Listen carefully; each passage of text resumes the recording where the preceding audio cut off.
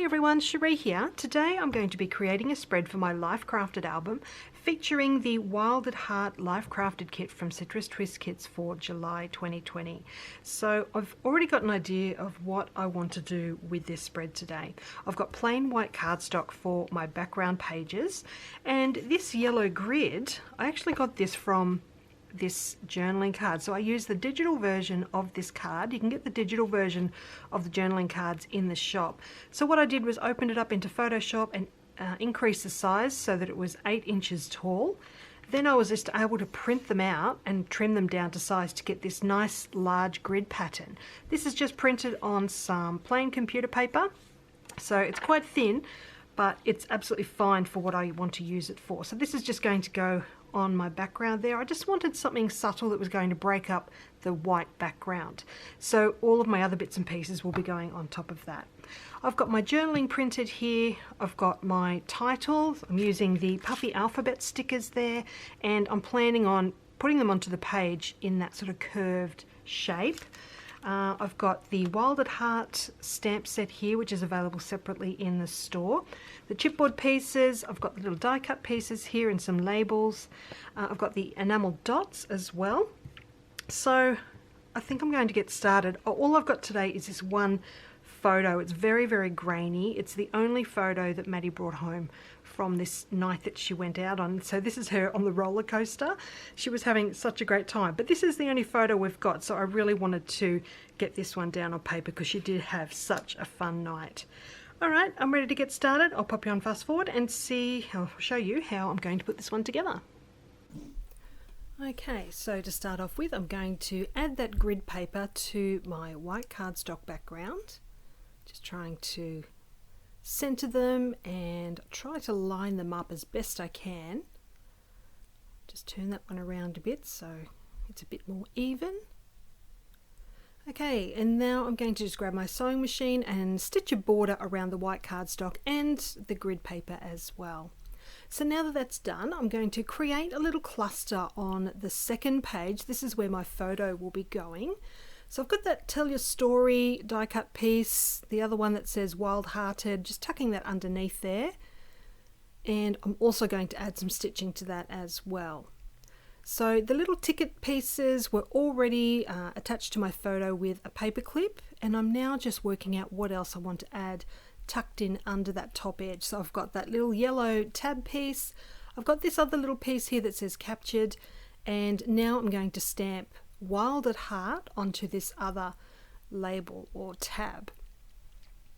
So just inking that up, do a little test stamp, and it works really well first go. So straight onto that tab there, and I'm going to layer that on with some foam dots underneath that one. Just cutting that up so they're a little bit thinner.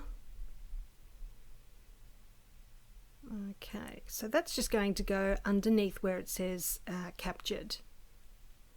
So I will stick that photo down. Happy with how this is turning out so far. Alright, so that's now on the page. I can go ahead and attach that other piece, the Wild at Heart.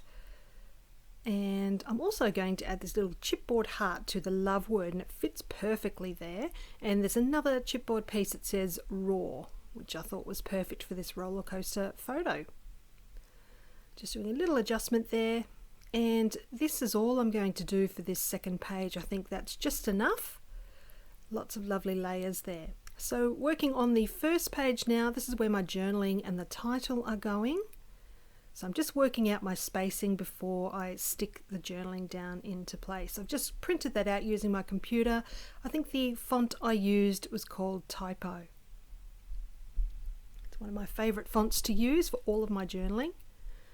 Alright, so that's now there. I'm going to once again grab my sewing machine and add some stitching to that, and now I'm going to go ahead and add my title. So I'm trying to recreate what I already had there on that non-stick paper. So that is on there now. I'm going to add a little bit of colour using the enamel dots in the middle of those O's. And I'm really happy with that. I love that is bringing some more colour to this page. I've got this label from the cut apart label sheet. I'm adding the date to that one. Now when you cut these out, there are the little notches in the corners, and if you use just a little handheld punch. It works perfectly to get those corners looking great. So I've got that other piece there that I'm going to lay out with it that says make today count. So I'm just working out how I want to layer those. I'm going to put foam adhesive behind that little speech bubble die cut piece, and the date is going to go just flat onto the page. So I'll do that, add that to the page. Okay, and I'm going to add a line of stitching across that label as well. And now that other piece can go layered on top.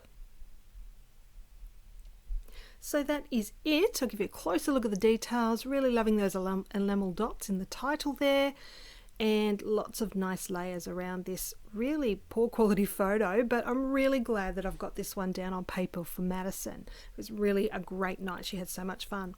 So let me know if you've got any questions. I'm just going to add that into my Life Crafted album. I absolutely love this album, and I want them in every colour, so that's on my wish list.